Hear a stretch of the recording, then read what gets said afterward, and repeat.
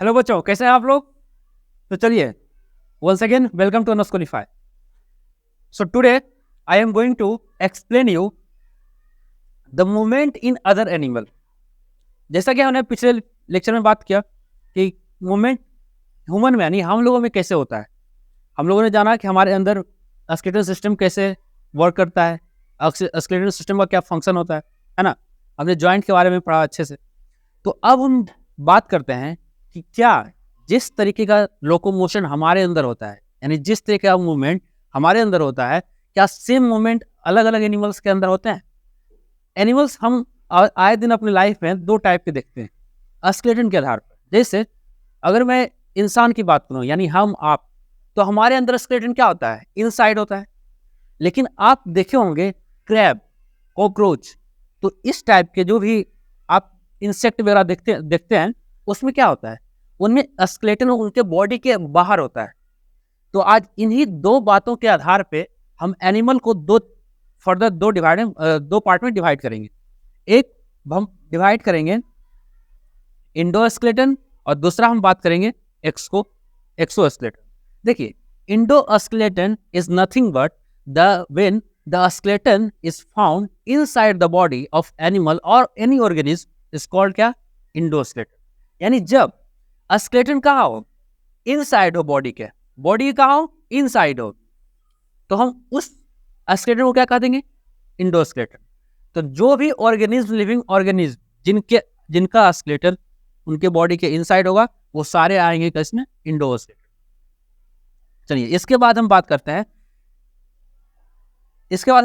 हैं एक्सोस्केलेटन। देखिए, बहुत सारे इंसेक्ट हो गए, क्रेब हो गए, इसमें आप देख सकते हैं यहाँ पे इनका जो ये सारा पार्ट है, ये सब क्या है, बोन है ना, हार्ड पार्ट है। और इसी बोन के ही मिलने से क्या कहते हैं, जब सारे बोन जब जॉइंट से एक फ्रेम बनाते हैं उसे को क्या कहते हैं, स्केलेटन कहते हैं।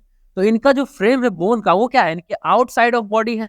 तो क्योंकि आउटसाइड ऑफ बॉडी है, तो इन टाइप के ऑर्गेनिज्म किसके अंदर आएंगे, एक्सोस्केलेटन के अंदर आएंगे, इनके अंदर एक्सोस्केलेटन के अंदर। देखिए, सिमिलर डिफाइन क्या कर रहा है, organism like insects, snails and the crab having a skeleton outside their body such as a skeleton is called exoskeleton। तो आप इंडोस्केलेटन और एक्सोस्केलेटन में कोई दिक्कत नहीं है। तो चलिए हम आगे बढ़ते हैं। अब बात करते हैं अलग अलग एनिमल में, जो इंडोस्केलेटन है उनके बारे में बात करेंगे, जो एक्सोस्केलेटन है उनके बारे में भी बात करेंगे। हम ये ऑब्जर्व करेंगे, अब ये हम पता लगाने का प्रयास करेंगे तो उनके अंदर मूवमेंट पॉसिबल कैसे।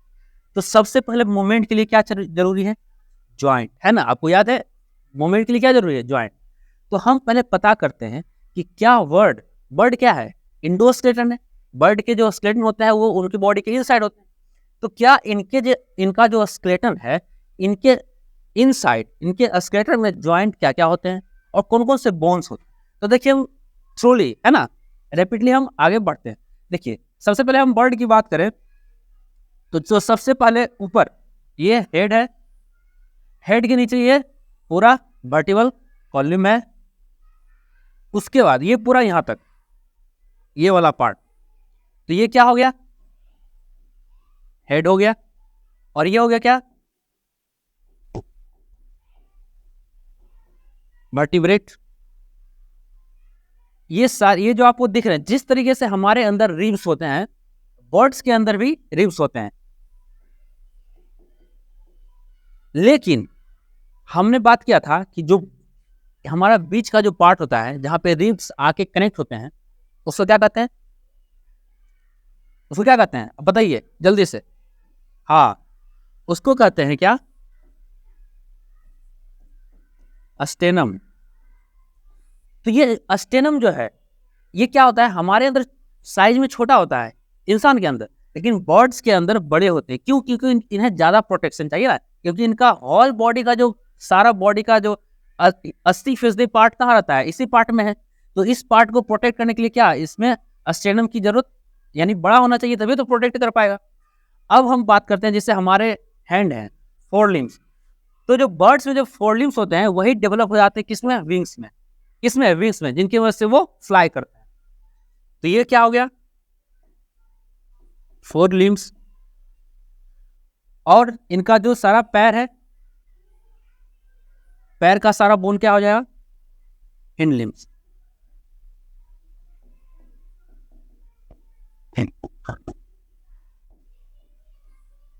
ये ओवरऑल यही पार्ट है वर्ड्स के अंदर, इस इंडोस्केलेटन के। तो आपको ये समझ में आ गया ओवरऑल थ्रू, पहले समझ गए हम कि कौन कौन से पार्ट हैं। अब हम समझते हैं इनके अंदर मूवमेंट होता कैसे है। देखिए, जब हम बात करते हैं मूवमेंट का, तो बर्ड, क्योंकि इनके पास पैर भी है तो वॉक भी करते हैं, लेकिन जब इनको लॉन्ग डिस्टेंस के लिए ट्रेवल करना होता है तो ये क्या करते हैं, फ्लाई करते हैं। अब फ्लाई करते कैसे हैं, देखिए, फ्लाई करने के लिए नेचर ने इनके अंदर जो है फर डेवलप किया होता है। आप देखेंगे व्हाइट कलर का, अलग अलग कलर के जो बर्ड्स होते हैं उनमें अलग अलग होते हैं। ये जो ज्वाइंट होते हैं इनसे, इन्हें क्या कहते हैं, फर। ये फर क्या कहते हैं, ये फर, इनका बहुत बड़ा रोल है इनके फ्लाई में। देखिए क्या होता है, फर, जब बर्ड्स फ्लाई करते हैं वो अपने विंग्स को इस तरीके से एयर में ड्रैग उत्पन्न करने के लिए, ड्रैग उत्पन्न करने में जो सबसे बड़ा रोल निभाता है वो फर निभाता है। और इनके मोशन को कंट्रोल करने में, जैसे अब ठीक है हम वो फ्लाई कर रहे हैं, लेकिन उनको कहाँ जाना है, किस डायरेक्शन में जाना है, वो तो भी तो कंट्रोल करना है। वो सारे कंट्रोल भी इन्हीं से होता है, ये फर। इसलिए फर एक बहुत बड़ा रोल निभाता है इनके मूवमेंट में।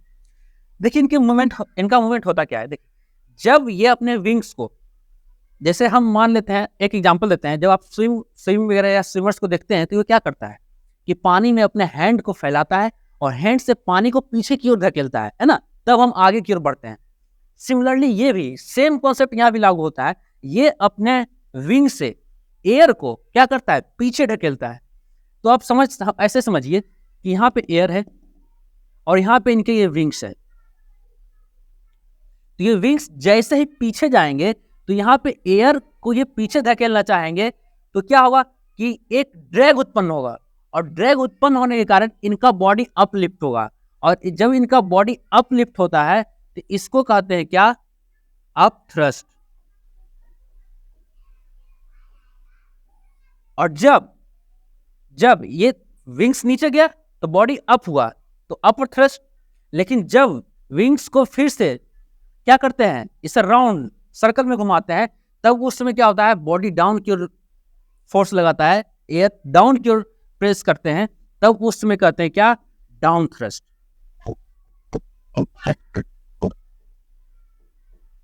तो ये रहा, यानी अप थ्रस्ट और डाउन थ्रस्ट, ये दोनों मिलके इनको क्या करते हैं, एयर में आगे मोशन करने में क्या करते हैं, हेल्प करते हैं, इस तरीके से।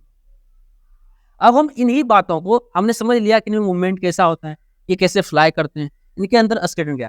अब इन्हीं बातों को हम लैंग्वेज में लिखते हैं, क्योंकि वही एग्जाम में आएंगे नोट्स में। तो आप लोग अपना हथियार निकाल लीजिए, नोट्स और पेन, और हमारे साथ लिखना स्टार्ट कीजिए। तो देखिए हम बर्ड्स के बारे में नोट्स बनाते हैं। तो सबसे पहले हम क्या लिखेंगे बर्ड्स के बारे में,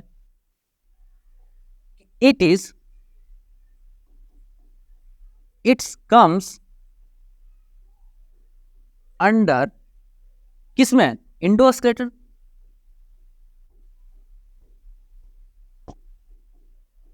इंडोस्केलेटन पहला पॉइंट। अब हम दूसरे पॉइंट के बारे में बात करते हैं कि इनका जो मूवमेंट होता है वो कैसे होता है।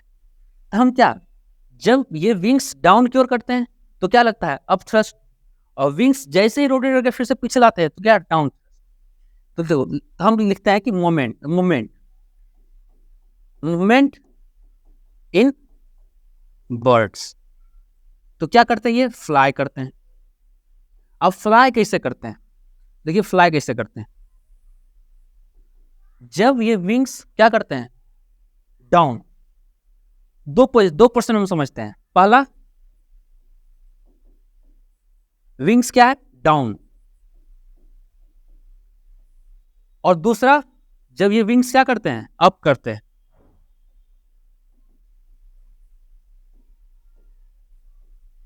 अप, देखिए जब ये डाउन कर रहे होंगे तो एयर पे प्रेशर लग रहा होगा, इससे क्या, अप साइड ड्रैग होगा, यानी अपवर्ड, अप थ्रस्ट।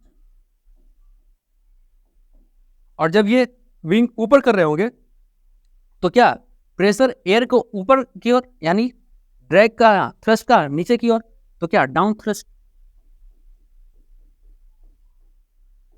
अब ये दोनों मिलके क्या करते हैं, ये दोनों मिलके इनको मदद करते हैं एयर में स्टेबल रहने, है ना, स्टेबल रहना है ना। आप कभी देखे होंगे पक्षी बर्ड क्या करते हैं, जब थक जाते हैं, जब उनका विंग एनर्जी जब लो होता है तो क्या करते हैं, अपने पंख को, अपने विंग्स को फैला देते हैं, तो ग्लाइड करते हैं। वो एक अलग केस है। वो टोटली क्या होता है कि आप ऐसे समझिए कि वाटर सरफेस है, आप एयर को वाटर मान लीजिए, और वाटर सरफेस पे कोई सामान है, कोई ऑब्जेक्ट है जो कि बहुत हल्का है, वो तैर रहा है। सेम प्रोसेस यहाँ भी होता है। बर्ड्स के इंडोस्टेटन में जो ये बोन होते हैं, ये होलो होते हैं, यानी होलो, अंदर से खाली खाली होता है। ये होलो बोन्स होते हैं, और ये होलो बोन्स इसलिए होते हैं ताकि इनका वजन कम हो, और ये वजन कम हो तभी तो ये अच्छे से फ्लाई कर पाएंगे, कम ड्रैग उत्पन्न करना होगा इनको। तो ये दोनों मिलके क्या करते हैं, helps in stability in air, है ना। ये दोनों क्या करते हैं, स्टेबल होने में मदद करते हैं। अब देखिए, ये तो स्टेबल हो गया। अब इसके आगे आता है प्रोसेस की, अब आगे बढ़ना है। तो आगे बढ़ने के लिए हम लोग क्या करते हैं, जब हम लोग स्विम करते हैं तो पानी को क्या आगे किया, तो हम अपना हैंड को क्या सर्कुलर मोशन में कुछ रोटेट करते हैं ना, इस तरीके से। जब इस तरीके से करते हैं, आप जैसे नाव जो चलाता है उसका जो वो इस तरीके का बना होता है, आप देखते होंगे कि इसको जब चलाता है वो जो नाव चलाते हैं वो इस तरीके से सर्कुलर मोशन में करते हैं, ताकि क्या कि एक तो ड्रैग उत्पन्न हो और दूसरा वो आगे की ओर। यानी जब ये एयर को क्या करते हैं, जब ये एयर को आगे की पीछे की ओर ढकेलते हैं, यानी बैकवर्ड थ्रस्ट देते हैं, थ्रस्ट लगाते हैं एयर पे, तब ये इनका मोशन क्या होता है, आगे की ओर होता है। तो यहां से क्या होगा, ये जब हो गया, अब स्टेबल होने के बाद, यहाँ स्टेबल होने के बाद क्या करेंगे, ये क्या करेंगे, produce backward thrust.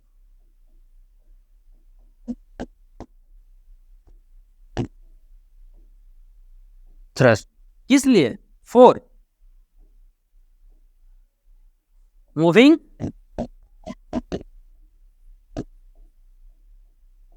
Forward. Simple सा यही प्रोसेस था। क्या, पहला ये इंडोस्टेटन में आते हैं, दूसरा इनमें मूवमेंट इस टाइप से, यही प्रोसेस ही फॉलो करते हैं मूवमेंट करने। तो ये था, आप ऐसे लिखना चाहें तो लिख लीजिए, हालांकि आप लिख ही रहोगे साथ में। तो हम आगे बढ़ते हैं। अब हम बात करते हैं फिश के बारे में। देखिए, फिश का सबसे पहला जब हम फिश के बारे में बात करते हैं तो जो हमारे जहन में सबसे पहली बात आती है कि आखिर ये इंडोस्टेटन में आएंगे या एक्सोस्टेटन में। तो मैं बात करूं कि ये आएंगे इंडोस्टेटन में। इनके अंदर क्या होता है, स्केलेटन होते हैं। लेकिन एक फिश है जिसका नाम है क्या, शार्क। ये फैक्ट है, आप स्टार देके लिख लीजिए। एक फिश होता है शार्क, सब जानते हैं, है ना, शार्क को सब जानते होंगे। शार्क में क्या होता है कि स्केलेटन होता है, बट उनका जो स्केलेटन होता है वो टोटली किससे फॉर्म होता है, कार्टिलेज से। हमने बात किया था ना, बोन्स के अलग अलग पार्ट होते हैं। अगर आपको ये नहीं मालूम है तो आप पीछे लेक्चर में जाइए और देख के आइए, तो अब आपको और अच्छे से समझ में आएगा।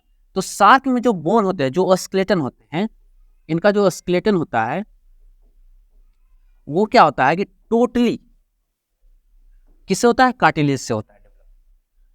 और यही कारण है कि शार्क जो मछली होती है, उनके अंदर का जो मूवमेंट होता है, जो स्विम करने का उनका स्पीड होता है, वो बहुत ज्यादा होता है। अब हम बात करते हैं नॉर्मल फिशेस के बारे में, ठीक है। देखिए होता क्या है, आप इस फिगर में देख रहे हैं, ये फिश है, फिश के अंदर स्केलेटल सिस्टम होंगे। अब देखिए, ये फिश जब मूवमेंट करता है तो अपने बॉडी को इस तरीके से कर्व बनाता है, ठीक है। इससे क्या होता है कि इनका हेड का जो डायरेक्शन होता है वो टेल के डायरेक्शन के क्या होता है, अपोजिट होता है, इस तरीके से, है ना। देखिए इस तरीके से, कुछ इस तरीके से, यानी हेड का डायरेक्शन किसी और तरफ, टेल का डायरेक्शन किसी और तरफ। यही मूवमेंट जब वो लगातार करते हैं तो इस टेल का डायरेक्शन और हेड का डायरेक्शन लगातार चेंज होने से उन वाटर में एक ड्रैग उत्पन्न होता है, और जब वो ड्रैग उत्पन्न होता है तो वही ड्रैग इनको स्विंग करने में यानी मोशन करने में हेल्प करता है। इनके अंदर जो इस कारण मोशन हुआ है, इन्हीं मोशन को हम नाम देते हैं क्या? अ स्ट्रीमलाइन मोशन। क्या का नाम देते हैं? साथ में बोलिएगा, अ स्ट्रीमलाइन की द मोशन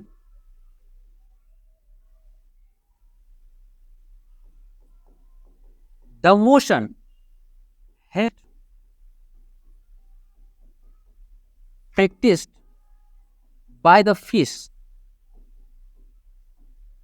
is called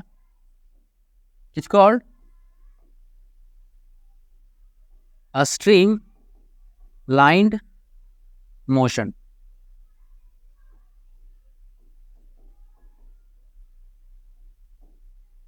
तो ये था, ये इनको मोशन को कहते हैं।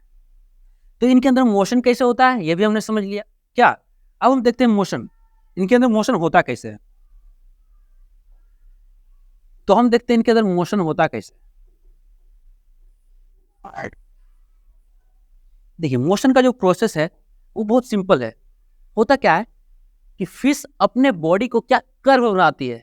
कैसा कर्व? कुछ इस टाइप का।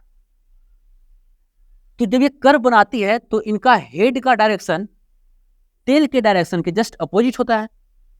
तो जब ये प्रोसेस बार बार जब ये मछली अगेन एंड अगेन जब ये करती है तो क्या होता है कि यहाँ का जो वाटर है, यहाँ का जो क्या है वाटर है, वाटर को ये अपने टेल से पीछे की ओर यानी पीछे की ओर धकेलती है। तो क्योंकि वाटर को ये पीछे की ओर ढकेल रही है तो इसमें क्या होता है, फॉरवर्ड थ्रस्ट लगता है, और जिनके कारण ये क्या होती है, आगे की ओर मूव कर जाती है। यही प्रोसेस है। अब हम इसको समझ गए तो इसको लैंग्वेज में लिख लेते हैं। तो लैंग्वेज में क्या लिखेंगे कि fish during the movement in fish is possible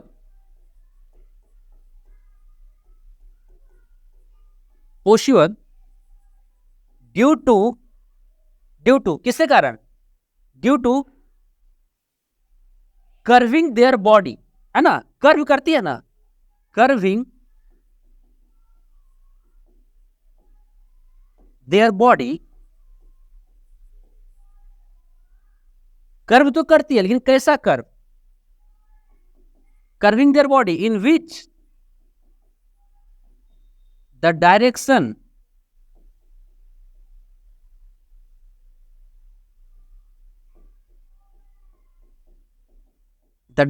of their head and tails are in opposite। यही प्रोसेस होता है। और जब इस प्रोसेस को अगेन बार बार जब करती हैं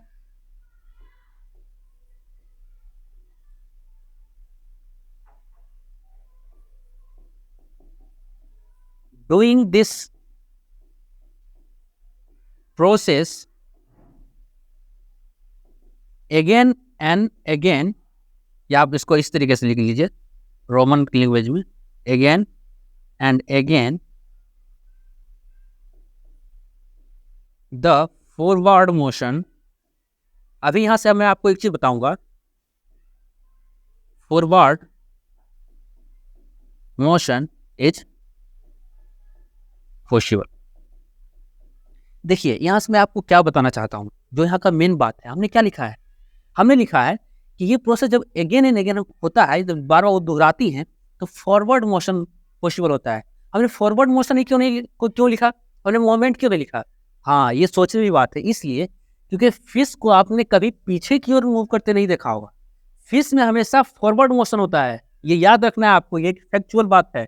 लिख लीजिए पॉइंट बना के, मैं यहाँ पे लिख देता हूँ, आपने नोट में मेंशन कर लीजिए कि फिश द मूवमेंट, आप ऐसे लिखिए कि in the fish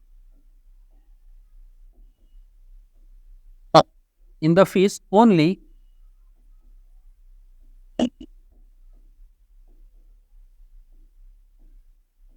forward motion motion मतलब मूवमेंट, या आप इसे छोड़िए, मूवमेंट ही लिख लीजिए आप, मूवमेंट इज पॉसिबल। तो ये थे कुछ 3 पॉइंट जिसमें हमने पहले बताया आपको कि फिश के मूवमेंट को हम क्या कहते हैं।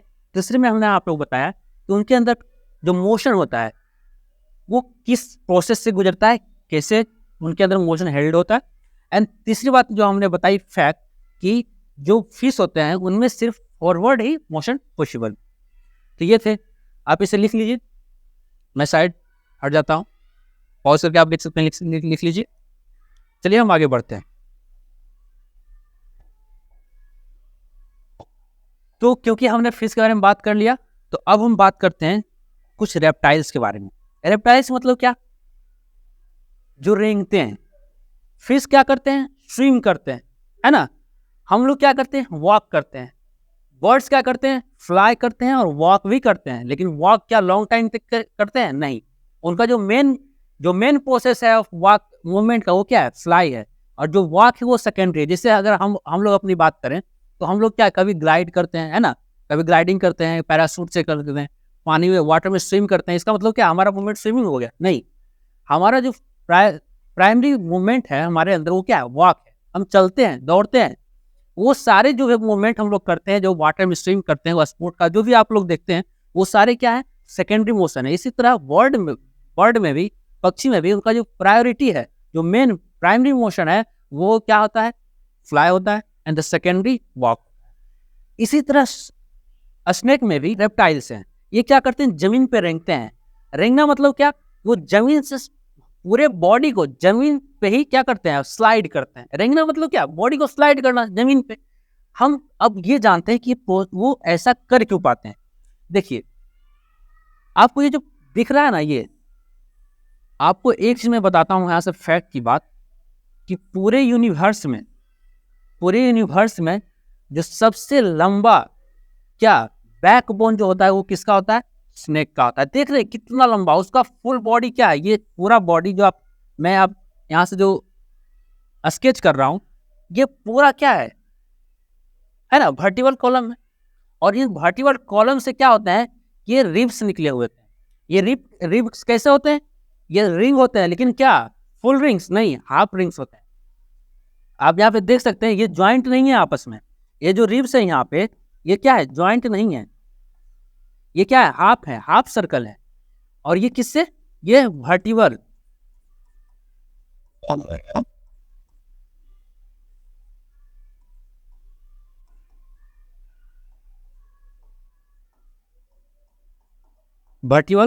कॉलम से ये क्या होते हैं, कनेक्ट होते हैं।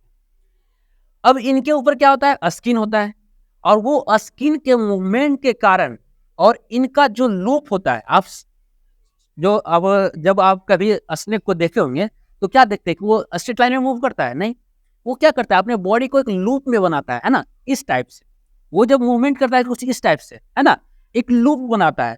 और यही लूप जो है उसको फॉरवर्ड मोशन, उनको जो है फॉरवर्ड यानी आगे बढ़ने में मदद करता है। यहाँ पर भी जिस तरीके से फिश में मैंने आपको फैक्ट बताया, मैं यहाँ पे भी बता देता हूँ कि स्नैक जो है, सांप जो है, वो कभी भी बैकवर्ड मोशन नहीं करते हैं। आपने अगर सांप इस तरीके से जा रहा है तो आपने कभी सांप को इस तरीके से नहीं पीछे कि अपने टेल के हेड साइड से नहीं, टेल के साइड से वो मूव कर, नहीं, ऐसा हमने कभी नहीं देखा। और ये पॉसिबल भी नहीं है।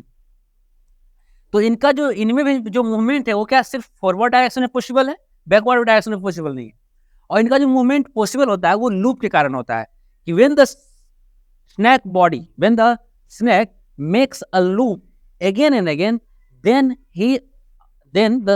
they are able to movement forward. तो अब हम बात कर लेते हैं। अच्छा, इसमें हम कुछ बात करते हैं। तो ये इसका हेड है और बाकी ये इसके रिब्स और ये वर्टिकल कॉलम। अब हम बात करते हैं, ये तो समझ में आ गया, है ना। अब आप इसके मूवमेंट को लिख लीजिए।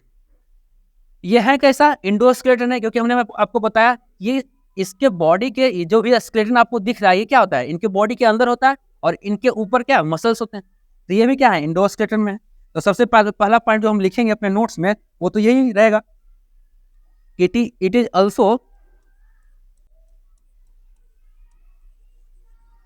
also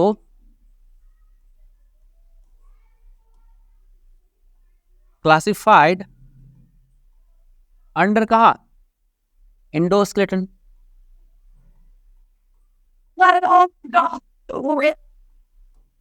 है ना।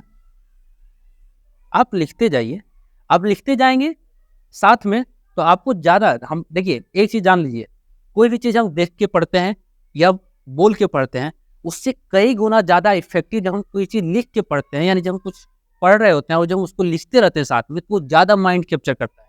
इसलिए मैं आपसे बार बार कहता हूँ कि आपसे नोट जो मैं पढ़ाता हूँ, जो यहाँ पे बताता हूँ, उसे आप प्रयास कीजिए कि नोट्स में साथ में लिखते रहें। जब मैं बोलता हूँ कि लिखना है तब लिखिए, जब मैं समझाने की बोलता हूँ कि आप यहाँ पे देखिए, तो आप मेरी तरफ देखिए और समझने का प्रयास कीजिए, ठीक ना। तो चलिए, ये आपने लिख लिया। अब हम बात करते हैं इनका मूवमेंट पॉसिबल होता कैसे। तो हम बात करते हैं इनमें मूवमेंट कैसे, इनमें मूवमेंट जो है पॉसिबल कैसे। तो देखिए, हमने क्या कहा कि स्नेक जो होते हैं, स्नेक जो होते हैं वो क्या करते हैं, एक लूप बनाते हैं, है ना। वो एक लूप क्रिएट करते हैं। तो पहले क्या करें कि snake creates a loop again and again, again and again to move forward। Simple सी बात है। वो क्या करती है, स्नेक क्या करता है, लूप बनाता है इस तरीके से, है ना। वो इस तरीके से लूप बनाता है फॉरवर्ड डायरेक्शन में मूव करने के लिए। तो मूवमेंट हमने, अब हम कुछ बात कर लेते हैं जो हमने आपको बताया कि जिस तरीके से फिश में बैकवर्ड मोशन पॉसिबल नहीं है, स्नेक में भी क्या होगा, पॉसिबल नहीं है। तो इसमें हम लिखेंगे क्या, इन स्नेक आल्सो ओनली क्या, फॉरवर्ड डायरेक्शन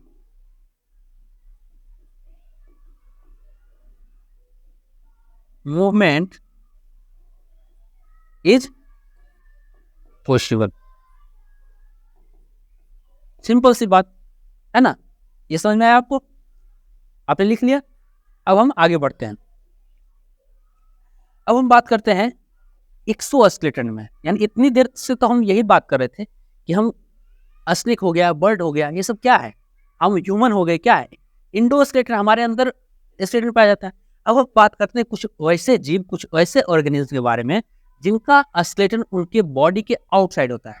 तो सबसे पहले हम जो डेली लाइफ में देखते हैं वो कॉकरोच। आपने अपने हर बंदा अपने घर में देखा होगा, किचन वगैरह में। देखिए, कॉकरोच में आप देख पा रहे होंगे, ये इसका स्केलेटन बॉडी है। ये क्या है, एंटीना। एंटीना से क्या करता है वो, एंटीना से वो सेंस करता है कि हमारे आगे है क्या। जैसे आप, मैं एक एग्जांपल बोलूं कि कोई व्यक्ति है जो बाय किसी मेथड से या किसी कारण से वो देख नहीं पा रहा है, तो वो क्या करता है, एक लाठी, एक छोटी सी डंडी, और उससे वो महसूस करने का प्रयास करता है कि मेरे आगे है क्या। सिमिलरली ये जो एंटीना होता है, ये भी इंसेक्ट में यही काम करता है कि वो सेंस करता है कि हमारे आगे है क्या, सूंघने में मदद करता है, सेंस करने में, इस टाइप में। और ये 4 विंग्स, यही क्या है, जो हमारे हैंड्स है, इनके क्या है, 4 विंग्स है, जो कि इनको फ्लाई करने में मदद करते हैं। उसके बाद है, आगे हम बात करते हैं इनके बॉडी के बारे में। बॉडी से का जो ये का हेड है, हेड पे क्या होते हैं, छोटे छोटे इनके सांस, इंसेक्ट सांस कहाँ से लेते हैं, जैसे हम तो ब्रीदिंग करते हैं अपने नोस्ट्रिल से, नोज से, लेकिन जो इंसेक्ट होते हैं उनके हेड पे, यानी उनके प्रोनोटम्स के ऊपर छोटे छोटे टिनी टिनी होल होते हैं, जिनसे वो क्या करते हैं, एयर को इनहेल और एक्सहेल करते हैं। और ये क्या हो गया, हैंड विंग, यानी 4 विंग्स और हैंड विंग्स, यानी एक विंग्स जो अप साइड है, अप ऊपर की ओर है, और एक हैंड विंग्स जो नीचे की ओर है। और सिमिलरली है सर्कस। सर्कस क्या करता है, ये टेल्स टाइप का एक छोटा सा निकला हुआ पार्ट होता है पीछे, जो इनको, जैसे आपने कभी कभी देखा होगा, कभी क्या होता है कि इंसेक्ट उलट जाते हैं, क्योंकि इनका अपर का जो एरिया है ये बहुत ज़्यादा है, तो इनको फिर जब ये उलट जाते हैं यानी कोई कारण से ये अपना पोजीशन खो देते हैं, तो उस पोजीशन को मेंटेन करने में कौन मदद करता है? कौन करता है? हाँ, कैल्शियस करता है। तो ये तो था होल बॉडी के बारे में आपने जाना। अब हम इनके बारे में पता करते हैं कि इनके अंदर मूवमेंट पॉसिबल है, होता कैसे है। देखिए, आप जितने भी इंसेक्ट देखते हैं, ज़्यादातर इंसेक्ट में जो पैर होते हैं यानी क्या हिंड लिम्स होते हैं, वो थ्री के मल्टीपल में, थ्री के मल्टीपल में होते हैं, यानी 3 होते हैं, 6 होते हैं, कुछ में आपको 8 भी दिखेंगे। तो यहाँ पे जो क्या है कॉकरोच है, इसमें कितने हैं? 3 है, और ये 3 है इधर लेफ्ट साइड में और 3 है राइट साइड में। तो ये कितना हो गए? 6 हो गए, यानी 3 पेयर्स हैं। अब हम बात करते हैं इनमें मूवमेंट कैसे पॉसिबल। तो सिमिलरली ये क्या करते हैं? ये भी वॉक करते हैं, है ना, क्योंकि इनके पास पैर है, और वॉक भी करते हैं और ये फ्लाई भी करते हैं। ये दोनों मोशन करते हैं। तो इनके बारे में यही था, इनके बारे में और कुछ है, इनके बारे में नोट्स में क्या लिखना है, बस इतना लिख लीजिए आप इनके बारे में नोट्स में। ये क्या है? इट इज क्लास कि cockroach are classified in exoskeleton organism। बस सिंपल सी बात है। बाकी ये क्या करते हैं? वॉक करते हैं। तो मूवमेंट थ्रू वॉकिंग। अच्छा, पैर कितने होंगे? तो ये भी लिख लेते हैं, आप लिख सकते हैं। तो क्या? Using 3 pairs of legs. Simple सी बात है, ये समझ में आ गया आपको? अब हम आगे बढ़ते हैं। इसमें तो कुछ था नहीं, और इससे ज्यादा क्वेश्चन आएंगे भी नहीं आपको। जो ज्यादा क्वेश्चन आएगा वो इंडोस्केलेटन से आएगा, जिसके बारे में हमने बात की अच्छे से डिटेल में। अब हम बात करते हैं स्नेल्स के बारे में। तो देखिए, स्नेल्स का जो ये स्ट्रक्चर आपको दिख रहा है, ये क्या है? इनकी बॉडी के आउटसाइड है कि नहीं? है ना? इसलिए यहां से, और यही क्या है? इनका स्केलेटन है। तो क्योंकि इनका स्केलेटन बॉडी के आउटसाइड है, तो ये भी किसमें आएंगे? हाँ, एक्सोस्केलेटन में आएंगे। ठीक है। अब देखिए, इनके अंदर का जो मूवमेंट होता है वो आप देख सकते हैं कुछ वेव टाइप का है। अब ये क्या है? वेव का मतलब क्या होता है? मूवमेंट लाइक इस टाइप, है ना। तो ये जो वेव, बेस्ट एग्जांपल क्या है? पानी का लहर। जैसे समुद्र वगैरह आप जब देखे होंगे, या कहीं वीडियो वगैरह में देखे होंगे, या पानी वगैरह कहीं तालाब वगैरह देखे होंगे, क्या होता है कि पानी कुछ इस तरीके से मोशन करता है। इसी मोशन को क्या कहते हैं? वेव मोशन करते हैं।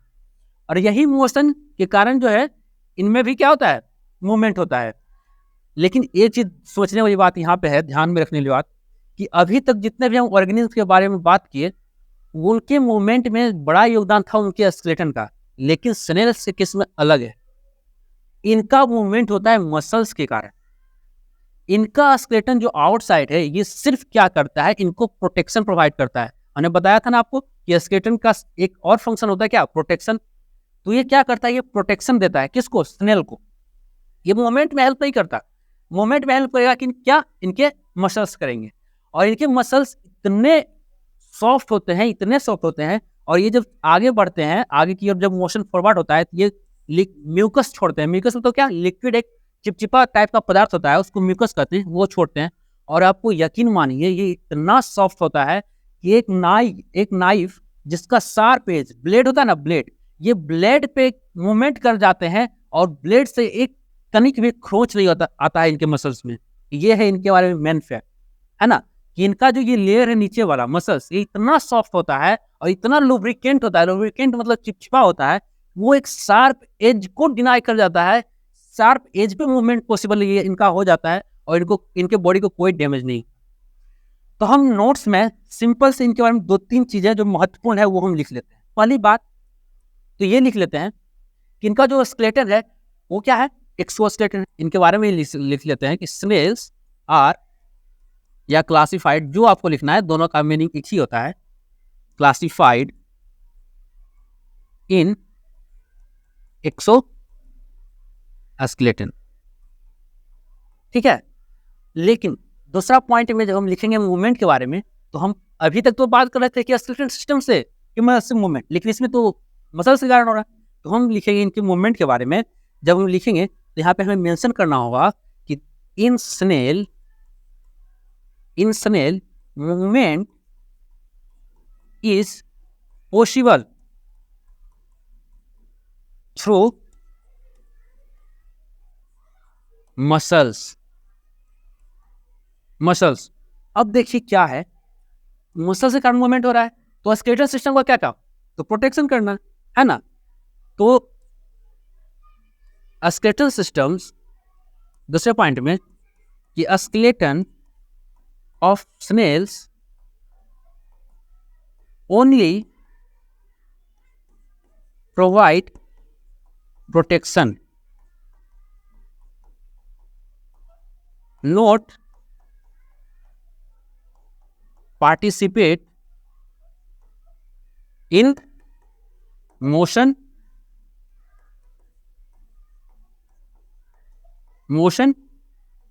और मूवमेंट। बस यही 3 बातें इनके बारे में लिखना था, और तो कुछ है नहीं। बाकी इनके कुछ पार्ट्स है, जैसे सेल्स, जो पूरा इनका जो बाहर का स्टेट होता है उसका कहते हैं सेल्स कहते हैं। नीचे जो इनका मसल्स जिसके कारण मूवमेंट होता है। हाँ, एक चीज हम इनके बारे में, एक चीज जो यहाँ मसल्स लिखे हैं, अगर आपको जगह है तो यहाँ पे लिख लीजिए, हम नीचे में लिख देते हैं यहाँ पे कि the movement in snail is conducted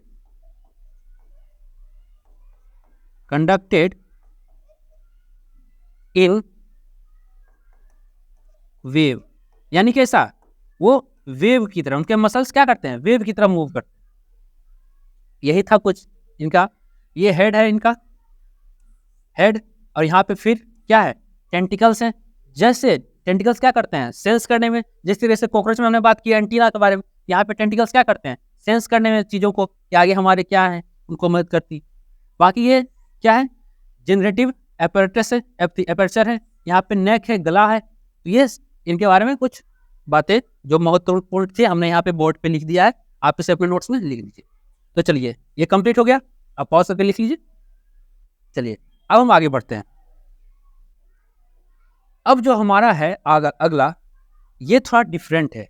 ये डिफरेंट कैसे है कि अभी तक तो हमने बात किया कि चलो भाई स्केलेटन तो था उसमें, चाहे बाहर हो बॉडी के चाहे अंदर हो, लेकिन ये भाई साहब ऐसे हैं केचुआ, जो कि हमारे सॉइल को फर्टिलाइज बनाने में सबसे महत्वपूर्ण होते हैं, इनमें स्केलेटन होता ही नहीं है। हाँ, ये सच है, इनमें स्केलेटन होता ही नहीं है। ये टोटली मूवमेंट जो इनका होता है वो मसल्स के एक्सपेंशन एंड रिलैक्सेशन के कारण होता है। जिस तरीके से हमने बात किया ना, कॉन्ट्रैक्शन एंड रिलैक्सेशन हमने बात किया था अपने ये बाइसेप्स और ट्राइसेप्स के बारे में। यहाँ पे प्रोसेस वही है, लेकिन यहाँ पे थोड़ा सा टाइप, यानी प्रोसेस का जो कंडक्शन है, यानी वे है, वो अलग है। वे क्या है यहाँ पे आप देखिए, जैसे ये केचुआ है, अब इसको क्या करना है, आगे बढ़ना है। तो जब आगे बढ़ना है तो क्या करेगा कि अपना हेड है, यानी अगला जो ये पार्ट है, उसको क्या करेगा, स्ट्रेच करेगा, ये तलारेगा आगे की ओर। और जब ये तर जाएगा तब क्या करेगा, इसको ये फिक्स कर देगा। देखिए यहाँ पे ये क्या कर दिया, फिक्स। और तब ये पीछे वाला जो पोर्शन है मसल्स है, उसको इधर की ओर खींचेगा। तो अब यहाँ पे क्या, यहाँ पे तनाव उत्पन्न हुआ, अब यहाँ पे पतला हो गया। अब धीरे धीरे यही प्रोसेस होगा, जब यहाँ पे ये अब क्या करेगा, इस मसल्स को आगे की ओर खींचेगा। सिमिलरली यही प्रोसेस होते होते ये क्या करेगा, आगे की ओर मूवमेंट कर जाएगा। यही प्रोसेस है, यानी क्या, contraction of muscles is called क्या, posterior ends, and the stretched portion of केचुआ यानी क्या, अर्थवॉर्म इज कॉल्ड क्या, इंटीरियर इंड्स। तो posterior ends and interior ends both are the main factor which helps in movement of क्या, earthworm. Simple सी बात है ना। हम क्या कहेंगे, हम क्या लिखेंगे इनके मूवमेंट के बारे में, देखिए हम क्या लिखते हैं। जब एग्जाम में आएगा तो सिंपल से लिखना है, क्या लिखना है कि the movement in earthworm, the movement in earthworm is possible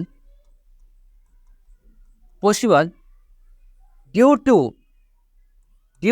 क्या, लगातार, है ना, उनको आगे बढ़ना है तो लगातार, है ना, ड्यू टू कंटिन्यू या कंटिन्यू कॉन्ट्रैक्शन लिखा तो हम क्यों अलग से एक लाइन नहीं लिख के यहीं पे लिख देते हैं। कॉन्ट्रैक्शन मतलब क्या, posterior ends and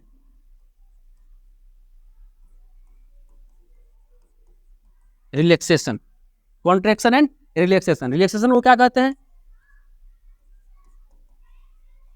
anterior ends. तो क्या कॉन्ट्रैक्शन एंड रिलैक्सेशन किसके कारण पॉसिबल है, कॉन्ट्रैक्शन एंड रिलैक्सेशन के कारण पॉसिबल है। तो ये था सिंपल सा, और इन्हीं के कारण क्या होगा, ये मूवमेंट आगे की ओर फॉरवर्ड मूवमेंट कर जाएंगे।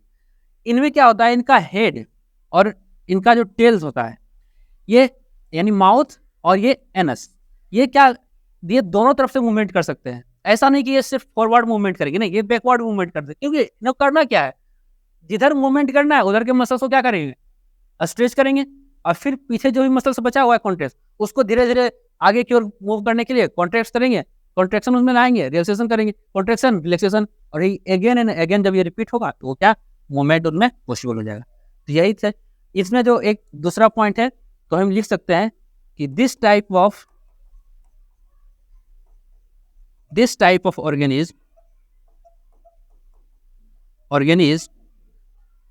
is said as invertebrates।